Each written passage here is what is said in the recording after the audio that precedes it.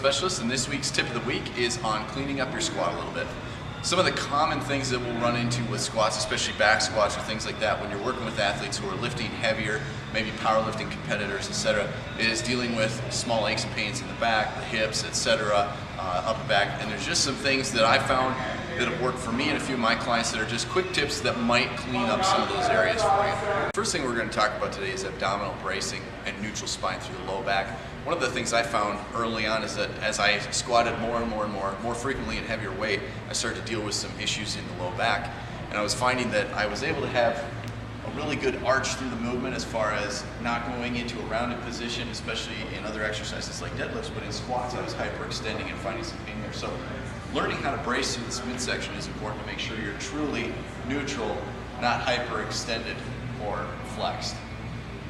So the first drill we'll do will be just talking about belly breathing and then bracing into that. If you look back at some of our prior videos, there's one on belly breathing where someone's laying on the floor demonstrating how to get deep diaphragmatic abdominal breaths. And so now basically this is just reproducing that in a standing position, learning that as you're getting ready to squat,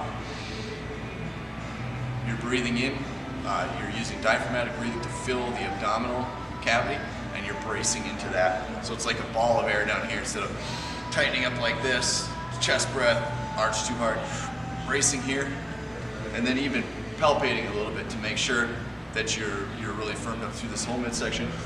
That ball of air is going to help you stay neutral and protect that spine. Once you've addressed the diaphragmatic breathing, gotten used to bracing without the chest rising and keeping that air here in that midsection, and really focusing on feeling like you've got just a belt around the midsection of muscle that's engaged, then the next thing would be head positioning. And what I found is for me, when I was squatting a lot and frequently, I'd be getting my eyes up at the end of the movement, but that also entailed my head going up, which a lot of times, it worked well for me to lift a heavy weight, but when I was training that way frequently, I ended up getting some issues there too, some different pains and things. And so just bringing that head down, tucking that chin back a little bit and training like that, maybe just bringing my eyes up instead of my whole head, that would really help. And then if I needed to actually bring that head position up, maybe during a competition or something, then that was there for me and I wasn't training it repetitively and going into that pain. Once you kind of put all those things together and start practicing those couple little tips together, that should make a difference in how you feel. Basically, it's just leading you to being able to brace through the midsection more proportionally all around the body.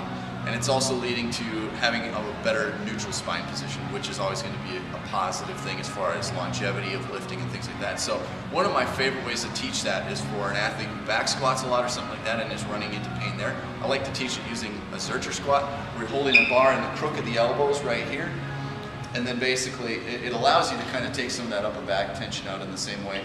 And here you can brace the abdominals, even drive the elbows in a little bit, work on that neutral head position. And since you're loaded in front, it's easier to keep your eyes down just a little bit, maintain that nice neutral spine, and come back up.